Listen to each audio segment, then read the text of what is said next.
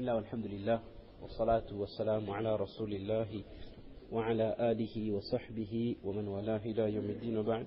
Subhanaka la ilma lana illa ma 'allamtana innaka antal alimul hakim. Rabbi zidna ilma ya karim, Rabbi zidna ilma ya karim, Rabbi zidna ilma ya karim. Rabbi shrah li sadri wa yassir li amri wa hlul 'uqdatan min lisani yafqahu qawli. Alors, mes chers frères en islam, nous continuons à voir les péchés et leurs conséquences le jour des comptes. On avait commencé à parler de l'abandon des piliers de l'islam et on avait vu de manière assez concise quelles seront les conséquences pour le musulman qui abandonne un des 5 piliers de l'islam. On ne parle pas des conséquences de ce monde, on ne parle pas des conséquences dans la tombe, ni au moment de l'agonie, au moment où l'âme va quitter le corps, mais on parle des conséquences à long terme, c'est-à-dire le jour où Allah jugera la personne. En fait, lorsqu'on fait des bonnes actions, c'est de l'objectif que lorsqu'Allah Ta'ala nous juge, Allah nous récompensera pour ces bonnes actions et Allah nous rétribuera et nous accordera le paradis. Ça, c'est l'objectif des ibadat du musulman, rechercher le contentement d'Allah et obtenir les récompenses promises par Allah. Également, lorsqu'on s'éloigne d'un péché, ou alors lorsqu'un musulman plutôt accomplit un péché, qu'est-ce qu'il doit craindre? Il craint la colère d'Allah, il craint également et surtout les conséquences dans ce monde, au moment où l'âme va quitter son corps, dans la tombe, mais également, et ça c'est la finalité, le jour des comptes, lorsqu'Allah Ta'ala jugera cette personne et qu'Allah Ta'ala le fera reconnaître tel et tel péché qu'il avait accompli de ce monde, ce sera là le moment décisif où la personne verra véritablement les conséquences de son péché qui l'amèneront vers la colère, vers la punition d'Allah subhanahu wa ta'ala, qu'Allah nous protège. Et la dernière fois, si je ne me trompe pas, on avait vu quelles seront les conséquences pour la personne qui consomme de l'intérêt. On avait vu quelle était la position de l'islam par rapport à l'intérêt, pourquoi, et on avait essayé de développer certains hadiths qui expliquent quelles seront les conséquences au jour de la résurrection. Et on avait terminé, la conclusion, c'est ce qui était le plus important, quelles sont les solutions que l'islam apporte au financement dans lequel il n'y a rien d'illicite. On avait parlé du financement halal et d'une manière générale la crainte d'Allah que le musulman doit avoir dans son cœur lorsqu'il est question d'affaires, lorsqu'il est question d'argent, lorsqu'il est question de nourriture. Et on rappelle ce hadith qu'on n'avait pas cité la dernière fois, pourtant c'est un hadith que tout le monde connaît, l'histoire de ce voyageur qui est dans son safar, dans son voyage, et nous savons que le doigt du voyageur est normalement accepté par Allah. Et cette personne lève les mains et demande à Allah des doigts et des doigts. Et le prophète, alayhi salatu wassalam, il explique de ce hadith que cette personne demande des doigts à Allah alors que sa nourriture est haram, ses vêtements sont haram, etc., etc. فَأَنَّا يُسْتَجَابُ لِذَلِكَ. Comment est-ce qu'Allah Ta'ala peut accepter les invocations? Comment est-ce qu'Allah Ta'ala peut exaucer les doigts d'une telle personne qui n'a pas la crainte d'Allah dans ce qu'elle consomme, dans ce qu'elle va mettre, l'argent qu'elle va utiliser dans sa vie tous les jours? Comment est-ce qu'Allah Ta'ala va exaucer les doigts d'une telle personne? Maintenant, aujourd'hui, ce qu'on va voir, on avait annoncé la dernière fois, c'est un péché qu'on a l'impression qui est loin de nous. Parfois, lorsqu'on aborde ce genre de sujet, on a l'impression que ça, c'est valable pour les personnes qui ne sont pas musulmanes, les personnes qui sont habitués, qui ont l'habitude de consommer, donc on parle des boissons alcoolisées, et qui ne peuvent plus sortir de ce cercle vicieux. On a l'impression que les musulmans, à partir du moment où Allah Azza wa Jal a rendu l'alcool illicite, mais nous ne sommes pas concernés par le problème. Ça aurait été idéal que les musulmans ne soient pas concernés par le problème, mais malheureusement la réalité, elle est totalement différente. Vous n'avez qu'à sonder un peu les jeunes qui, arrivés à un certain âge, qui fréquentent le lycée, et avec les fréquentations parfois, pour essayer de s'affirmer, pour essayer de montrer qu'on est comme les autres, je ne sais pas pour quelle ou quelle raison encore, ces jeunes malheureusement finissent par tomber dans ce qu'on appelle le mauvais chemin et suivre les mauvaises personnes, suivre les mauvais courants qui les emmènent dans les lieux où la consommation de l'alcool fait partie des activités de nuit, des activités nocturnes. Lorsqu'un jeune va en boîte de nuit, il est difficile de concevoir qu'un jeune aille en boîte et que ce jeune-là ne consomme pas de l'alcool. Lorsque j'entends des jeunes qui disent que nous allons en boîte, nous allons certes nous amuser, mais on ne boit pas, je pense qu'une fois ou deux fois ça peut tenir, mais à un moment donné, il est impossible de fréquenter des personnes qui consomment de l'alcool ou de s'attabler avec des gens qui consomment de l'alcool sans soi-même finir par tomber, par consommer de l'alcool, parce que dans ce genre d'assemblée, Shaitan est le roi. Shaitan est le roi et Shaitan nous fait tomber, on est dans une pente extrêmement glissante et Shaitan malheureusement finit par faire tomber la personne dans la consommation de l'alcool. Alors tout d'abord, lorsqu'on parle de consommation de l'alcool, qu'est-ce qui est interdit? Est-ce que c'est juste le fait de boire de l'alcool? Alors c'est beaucoup plus vaste que cela. C'est beaucoup plus vaste que cela. Déjà, l'alcool est haram, quelle que soit la forme qu'elle se présente. Ce n'est pas que l'alcool liquide, même l'alcool qui est cuit, l'alcool qui est évaporé, ce qu'on parle parfois de crêpes qui sont flambées. Ça aussi c'est interdit. Il y a des gens qui pensent que lorsqu'on fait des crêpes et que l'artisan il met de l'alcool et que c'est flambé, dans ce cas la crêpe on peut manger. Non, wallah. Même si on a l'impression que c'est évaporé, mais les molécules, il y a une présence d'alcool qui va rester dans ce produit. Lorsqu'on parle d'alcool, c'est sous toutes ses formes et quelle que soit la quantité. Même si c'est 1% d'alcool il y a dans un aliment solide ou liquide, cette nourriture restera haram. Et lorsqu'on parle d'alcool, avant qu'on oublie, les ulama, entre autres Imam al-Zahabi et d'autres également, ils considèrent sur le même plan toutes les mukhaddirat, tous les types de tout ce qui a trait à la toxicomanie. Les drogues, qu'elles soient douces ou dures, tout cela font partie c'est-à-dire c'est le même hukm que l'alcool à partir du moment où l'esprit est altéré, où la personne ne contrôle plus ses pensées, la personne ne contrôle plus ses faits et gestes, c'est au même hukm, c'est le même règlement que pour l'interdiction de l'alcool. Alors donc, même si c'est une goutte, même si c'est une personne qui boit, ou alors c'est une personne qui achète, ou une personne qui a des actions dans une entreprise qui brasse, qui vend de l'alcool, ou alors même une personne qui conduit un camion dans lequel il y a de l'alcool qui est transporté. Bref, tout cela est interdit. Même si je travaille dans un supermarché et que mon patron me dit de prendre 3-4 palettes de bière et d'aller classer dans les rayons, ça aussi c'est haram. Pour qu'on comprenne bien comment c'est quelque chose de profondément impur l'alcool. Que le problème ce n'est pas juste de le boire, mais même participer à la vente ou à la propagation de l'alcool, c'est quelque chose qui est interdit. Si je suis commerçant, je vends, je ne sais pas, n'importe quoi, je n'ai pas le droit d'utiliser ou de vendre un produit dans lequel il y a ne serait-ce qu'une goutte d'alcool, même si c'est destiné aux non-musulmans. Parce que le musulman ne fait pas de commerce avec ce qui est haram. Tout comme il ne passerait jamais par notre esprit de vendre un produit dans lequel il y a du porc, ça c'est comme si on a intégré ça. Mais pareil, nous devons intégrer de la même manière que le musulman ne peut pas faire des transactions avec de l'alcool. Alors le problème avec l'alcool c'est quoi? C'est que l'alcool altère l'intelligence, le idrak.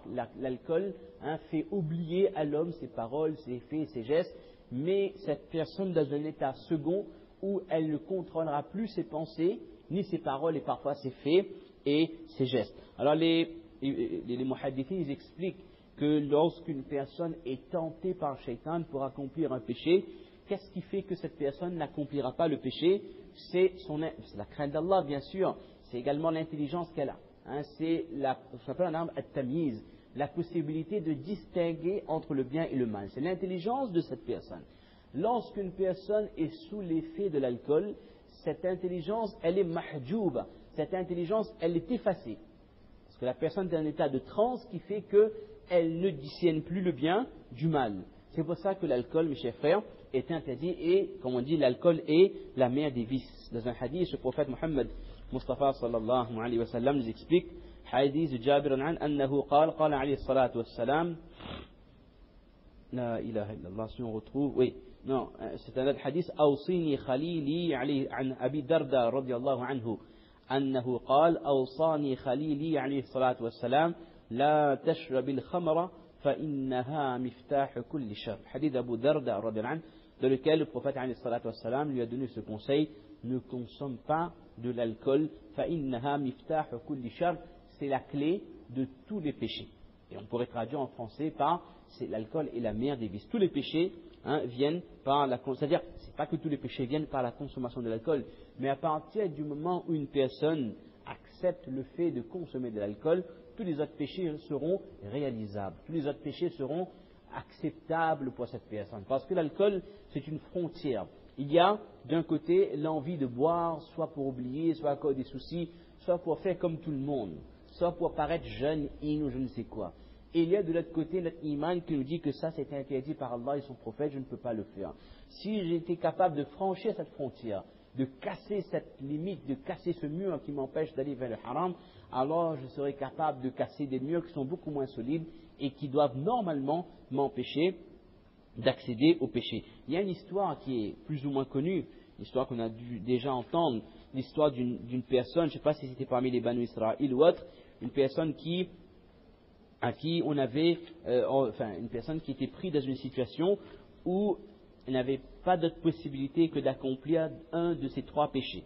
Étant en présence d'une femme, cette personne dit soit tu fais le zina avec moi, soit tu consommes ce verre d'alcool, ou alors tu tues cet enfant. Je ne sais plus trop les circonstances du hadith de Uthman ibn Affan. Le hadith est assez long, mais on retiendra comme shahid que cette personne était contrainte. Elle n'avait pas d'autre possibilité, soit elle consomme de l'alcool, soit cette personne accomplit le zina avec la femme qui était présente, soit il y avait un enfant et qu'il devait donc tuer cet enfant. Alors la personne a pensé que je vais accomplir le péché le moins grave. Je vais accomplir le péché qui a l'air le moins lourd en conséquence. Et elle dit donc à cette femme, je vais opter pour l'alcool. Elle dit, donc verse-moi un verre de ce vin, de cet alcool. فساقته كأسا قال زيديني فلم يرم حتى وقع عليها وقتل النفس فاجتنبوا الخمر. Et donc cette personne a bu un verre de vin et elle a dit à la femme, donne-moi un deuxième et un troisième et un quatrième, jusqu'à ce que cette personne était en état d'ébriété totale. Et dans cet état, cette personne a eu des rapports intimes, a fait le zina avec cette femme, et le fait cette personne ne contrôlait plus ses actes, cette personne a tué également l'enfant qui était présent. C'est-à-dire, elle a pensé agir de la manière la moins lourde en conséquence en consommant de l'alcool, mais ce récit prouve bien qu'une personne qui est entrée dans l'engrenage de l'alcool, tous les autres péchés sont acceptables, tous les autres péchés sont réalisables. Maintenant, quelle doit être la position, avant de parler un petit peu plus de l'alcool, le jour de Qiyamah, quelle doit être la position définitive du musulman par rapport à la consommation de l'alcool? Le musulman se doit de s'éloigner de la boisson, mais également de s'éloigner des amis qui le conseillent de boire un coup ou de les accompagner même à un bar. Et le musulman, enfin, doit s'éloigner des endroits où on sert de l'alcool. Si vous savez que dans un restaurant on sert de l'alcool, il est mieux de ne pas y aller. Maintenant, si vous êtes dans un endroit où il n'y a aucune autre possibilité, si vous voulez manger, c'est le seul endroit, et qu'il propose des choses qui sont jaïz, halal, là c'est un cas de figure différent. Mais comme on voit parfois des jeunes qui vont dans des bars et tout, même si c'est pour boire un coca ou un jus d'orange, le musulman ne doit pas souiller sa personne en se mettant assis à une même table ou dans un même endroit où il y a des personnes qui consomment de l'alcool. Et mon a dit que celui qui veut se retourner vers Allah, qui veut mener une vie saine, la première chose, si c'est une personne qui faisait tous les péchés existants, la première chose qu'elle doit immédiatement arrêter en premier lieu, c'est la consommation de l'alcool, pour les raisons qu'on a vues, parce que c'est l'alcool qui mène vers les autres péchés. Également, il dit également parce qu'une personne qui se dit que ce qui est interdit dans l'alcool, c'est le fait d'être sous. Moi, je vais boire un verre, basse. C'est vrai qu'avec un verre, je ne sais pas, il paraît qu'avec un verre ou un demi-verre, on n'atteint pas l'état d'ébriété, d'accord? Mais il est clair qu'une personne qui commence à boire, en général, cette personne ne trouvera pas de limite, il n'y aura pas de frein. D'ailleurs, avant, quand on était jeune, il y avait des publicités, un verre ça va, 3 verres, bonjour les dégâts. Mais il n'y a plus cette pub, ça c'était longtemps, ça avait peut-être 10 ans, 15 ans. Maintenant, c'est quoi la nouvelle pub? Celui qui boit ne conduit pas. C'est-à-dire que ça va boire, hein, il ne va pas boire un verre, il va sous la lit jusqu'à un état incroyable, d'accord? Donc il n'y a même plus besoin d'essayer de faire la morale, ne buvez pas plus qu'un verre ou de 2 verres, il n'y a pas d'espoir. Vous pouvez comprendre que maintenant, si vous avez bu, ben, vous êtes foutu, ben, au moins ne conduisez pas. D'accord? Ne conduisez pas parce que vous avez provoqué tel ou tel dégât. Également, une personne qui est assise dans un endroit où la consommation, il y a consommation d'alcool, ça c'est également un péché. Dans un hadith, le prophète alayhi salatu wassalam a dit Man kana yu'minu billahi wal yawmil akhiri فلا يقعد على مائدة يشرب عليها الخمر. Ce hadith, le prophète dit, celui qui a la foi en Allah et au jour du Qiyamah, c'est-à-dire celui qui a iman réellement dans son cœur, cette personne ne doit en aucun cas s'attabler. Cette personne ne doit pas être en compagnie des personnes qui consomment de l'alcool. Donc le simple fait d'être avec eux, c'est déjà un fitna et c'est un premier pas qu'on fait vers le haram. Puis la question qui revient, et ça vient surtout de la part de nos jeunes frères qui sont convertis à l'islam, c'est une question qui revient souvent, à dire s'il y a des membres de notre famille qui nous invitent pour un repas et qui ne sont pas musulmans, bien sûr, qu'est-ce qu'on doit faire? La réponse qu'on donne, c'est lorsqu'une personne se convertit, en aucun cas il ne faut couper les relations avec la famille. Ça serait la pire des choses à faire. Ce serait conforter la famille de leur vision négative de l'islam, que c'est une religion sectaire. Lorsqu'on y entre, on est isolé, on est coupé du monde, on ne fréquente pas les gens, etc., etc. Maintenant, dans le cas où il y a des réunions de famille, où il faut manger, dans la mesure où on peut éviter, on évite. Maintenant, si on peut s'assurer que la nourriture sera halal, on peut s'assurer que c'est nous qui achetons le poulet ou le bœuf ou je ne sais quoi, et qu'il n'y aura pas de porc consommé dans ce repas, on peut assister à ce repas. Et maintenant, si vraiment on peut s'arranger pour qu'il n'y a pas de consommation d'alcool, c'est tant mieux, mais s'il y a des gens qui consomment, si le fait de rompre les relations c'est plus lourd en conséquence, on va s'attabler, mais avec karahiyatul qalb, le cœur, on est attristé et on n'approuve pas le péché qui est fait par cette personne. Maintenant, avant de citer des hadiths qui parlent de l'interdiction de l'alcool, ce qui n'est peut-être pas la priorité pour nous, alors ce qu'il faut savoir, c'est que les conséquences de l'alcool sont, comme on a vu, le fait de zawar ou le fait que la personne ne contrôle plus ce qu'elle va dire. Mais la consommation de l'alcool fait que la personne va oublier la pensée d'Allah. Et dans le cœur de cette personne, il n'y aura plus d'amour pour Allah, et il n'y aura plus l'envie d'accomplir les ibadat, les actes d'adoration. C'est un message extrêmement important à faire passer à nos jeunes, si nous trouvons parfois des jeunes qui se sentent éloignés de la religion, malgré le fait qu'il y ait des alim, qu'il y ait des masajid, qu'il y ait tout ce qu'il faut, mais il faut voir si la consommation de l'alcool n'est pas à l'origine de leur dégoût ou de leur éloignement de la religion. Également, la personne qui consomme de l'alcool, elle met sa vie en danger et elle met la vie des autres en danger. Ça, il n'y a pas besoin de faire un dessin. Si on devait expliquer ça d'un pays arabe, d'un pays ou d'une ville comme Makkah ou Madina ou Munawwara, où la vente et la consommation d'alcool est haram, est interdite même par la loi, donc là il aurait fallu expliquer. Mais dans le contexte où nous habitons, il n'y a pas besoin d'expliquer.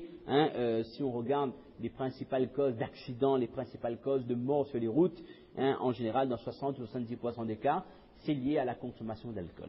À tel point qu'on est obligé de mener des opérations, on appelle de route bleue, pour essayer de contrôler ces personnes qui boivent et qui conduisent. Là encore, ce week-end, il y avait je ne sais combien d'augmentation de cas de personnes qui conduisent en état d'ébriété. Également, le nombre de femmes battues par leur mari, et dans la plupart des cas, les maris qui battent leurs femmes, ce sont des maris qui ont bu.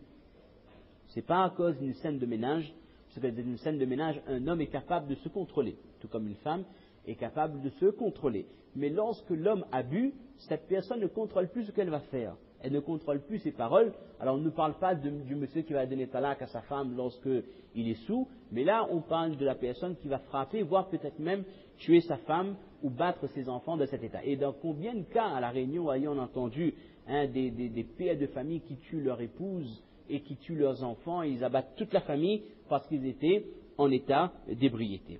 Également le gouffre financier dans lequel s'enfonce la personne qui consomme de l'alcool.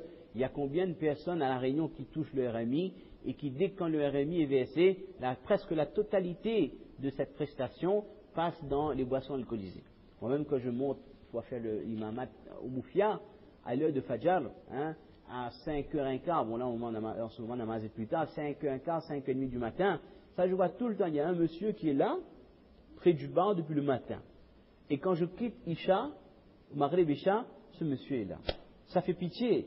Et à chaque fois que je passe à côté de cette personne, je dis Alhamdulillah alladhi afana mimma ibtala bihi kathiran minan nas.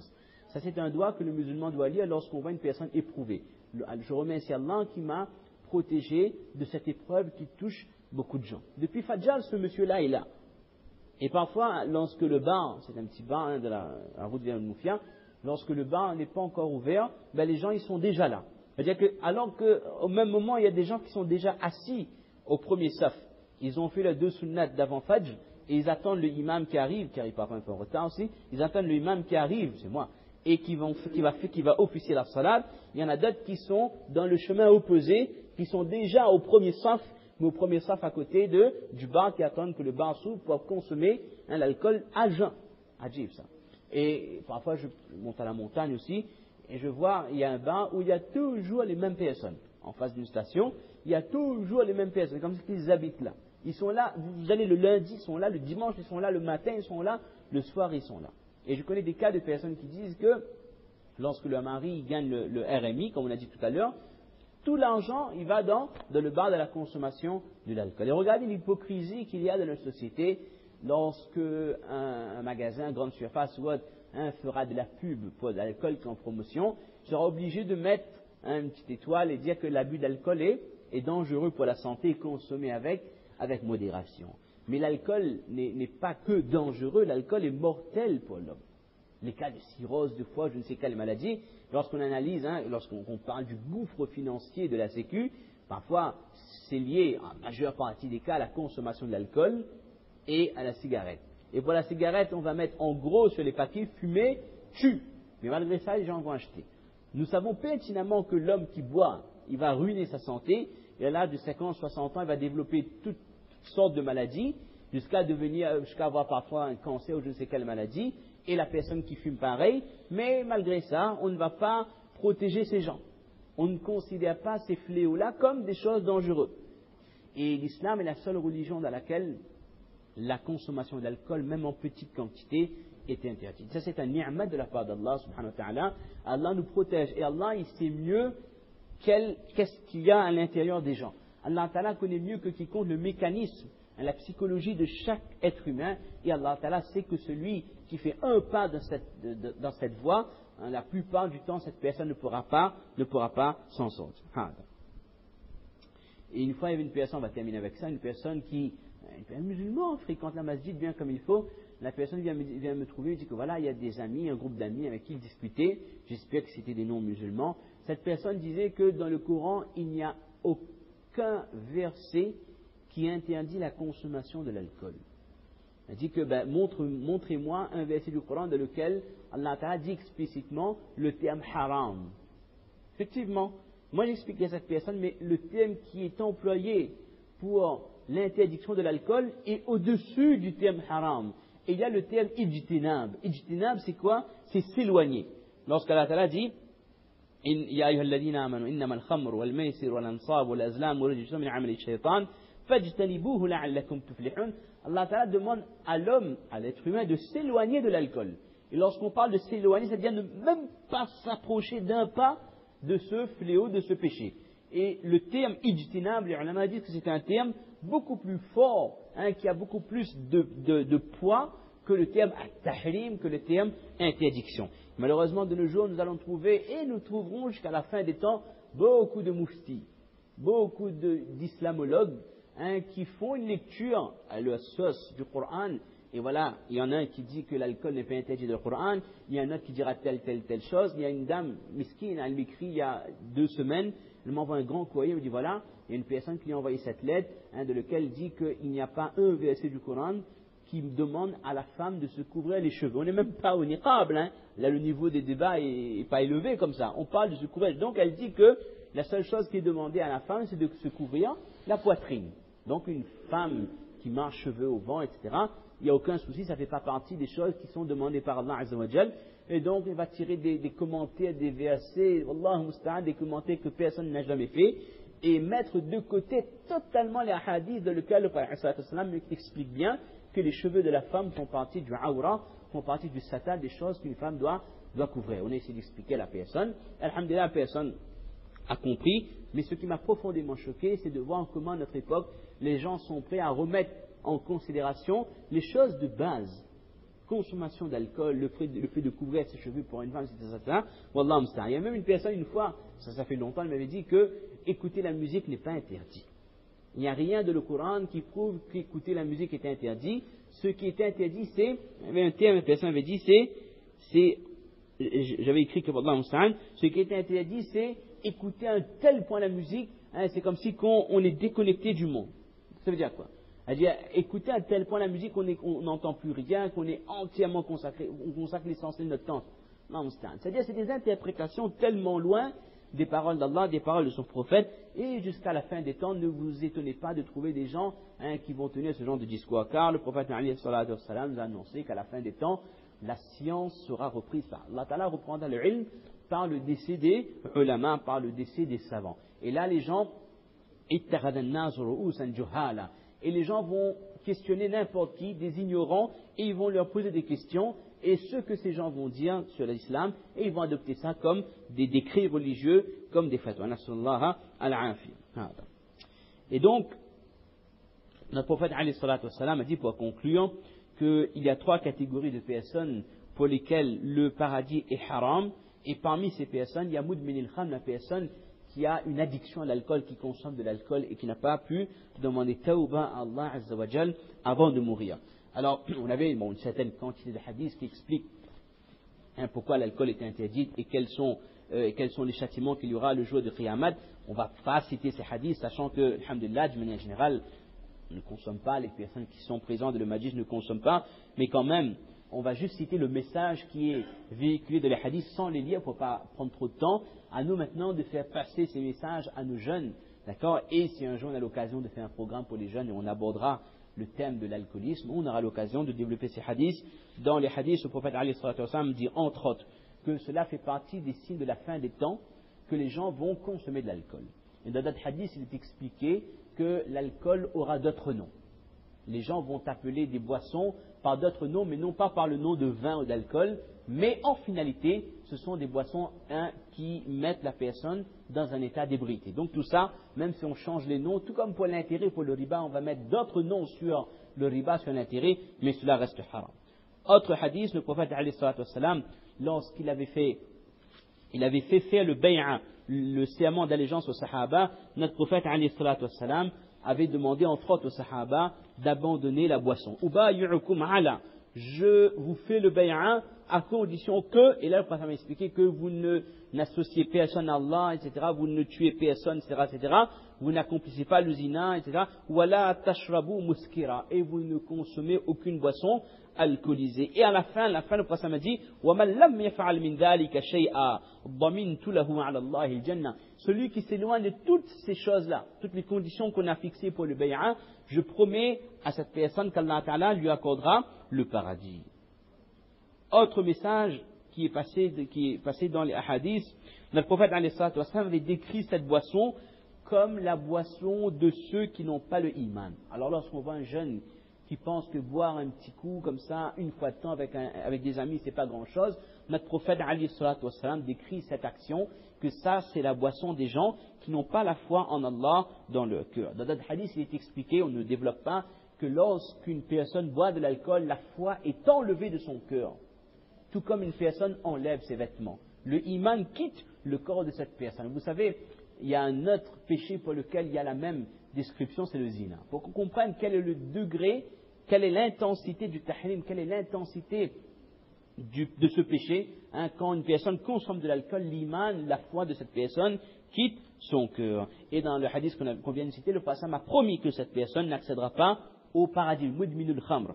Également dans d'autres hadiths, il est expliqué, on n'a pas le temps de développer, que la personne qui boit une gorgée d'alcool, Allah Ta'ala n'accepte pas ses salades pendant 40 jours. Et ça c'est valable d'une manière générale pour la consommation de n'importe quelle bouchée de nourriture haram. Une bouchée de nourriture haram qui rentre dans notre corps, dans certaines versions, il dit que 40 jours de ibadat ne sont pas acceptés. Et celui qui boit donc une gorgée d'alcool, 40 jours de ses salades ne seront pas acceptés par Allah subhanahu wa ta'ala. Et maintenant, il y a d'autres hadiths qui expliquent quels seront le adab, quelles seront les punitions le jour du jugement dernier. Les hadiths sont assez longs, mais à la fin, en résumé, on pourra dire que Allah ta'ala a fait la promesse, inna ala Allah azza wa jalla ahda. Allah ta'ala a fait la promesse, liman yashrabu al-muskira, an yasqiyahu min tinatil khabal. Allah Ta'ala lui donnera à boire de ce qu'on appelle Tinatil Khabal. Et les Sahaba, ils ont demandé au prophète d'Allah, qu'est-ce que ça veut dire? Et le prophète m'a dit, Araqu Ahlin Nar, la transpiration, la sueur qui coule des habitants du feu de l'enfer. La transpiration qui coule des habitants du feu de l'enfer, qu'Allah nous protège. Donc là, quelques hadiths d'une manière générale, et comment les Sahaba, les Tabi'in, les Atba'i Tabi'in agissaient avec les personnes qui consommaient de l'alcool. Entre autres, les anges ne s'approchent pas d'une personne également qui consomme de l'alcool. Il y a certaines versions des Sahaba, des Tabi'in, on ne va pas tout citer, dans lesquelles il dit qu'il déconseillait. Il voyait que rendre visite à une personne qui est malade, mais qui a l'habitude de boire de l'alcool, c'est pas bon. On sait quelles sont les récompenses, quelles sont les vertus pour le fait de rendre visite à un musulman qui est malade. Ça fait partie des droits du musulman. Mais dans le cas où c'est une personne qui est alcoolique, qui consomme de l'alcool, ils disent qu'il n'y a même pas besoin de rendre visite à cette personne. Ça, c'est l'opinion de Abdullah ibn Amr, qui est un sahaba, radiyallahu anhu. Également, ils disent qu'il n'y a même pas nécessité de faire un salam à la personne qui consomme de l'alcool. La tusallimu ala sharabatil kham, ne saluez pas.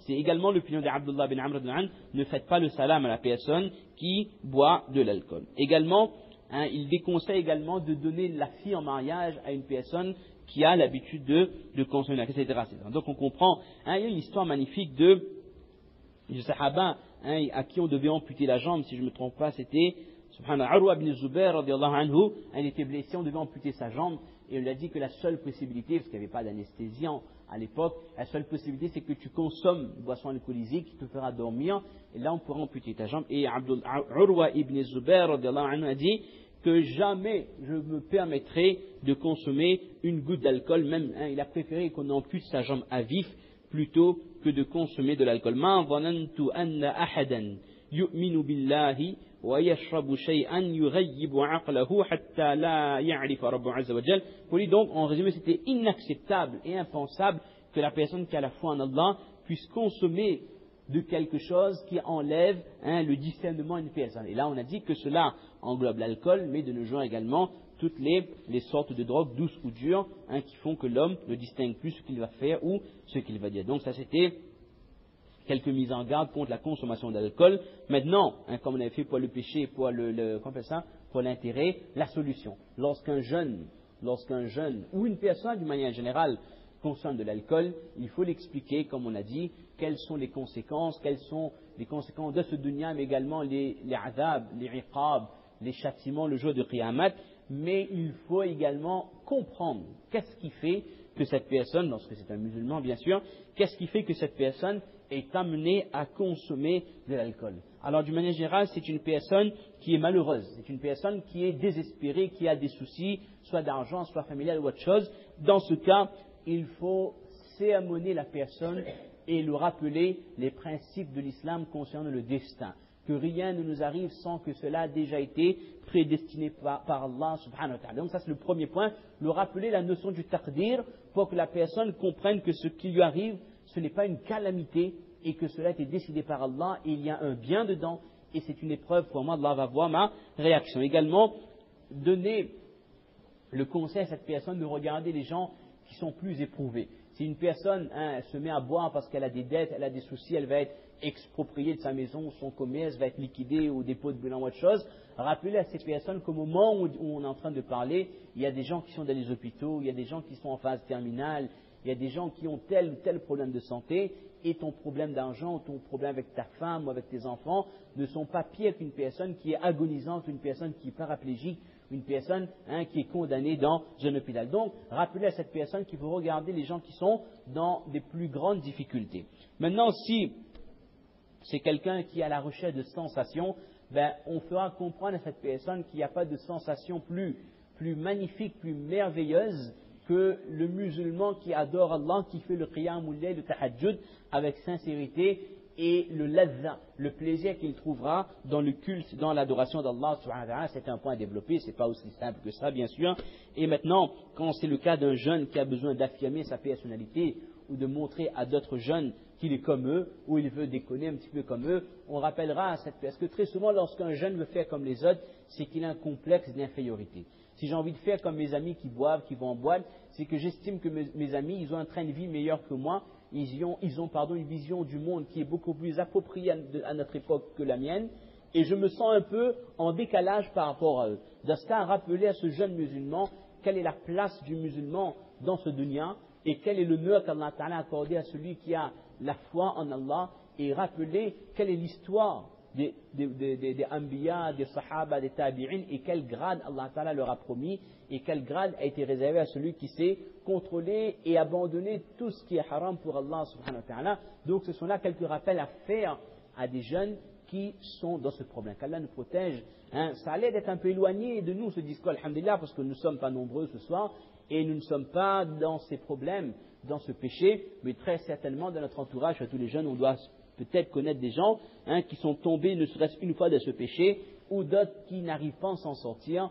Et n'oublions pas quels sont les points qu'on a cités, et que l'alcool, c'est le miftah, c'est l'ouverture vers tous les autres péchés. Qu'Allah nous protège et permette à ceux qui sont dedans de s'en sortir. Et Allah nous protège des wasawis shaitan, des tentations de shaitan qui veut casser la frontière qu'il y a entre la foi, entre la crainte d'Allah et l'accès direct au plaisir. Ma tawfiq illa billah. Subhana rabbika rabbil izzati amma yasifun. Wa salamun ala al-mursalin. Walhamdulillahi rabbil alamin.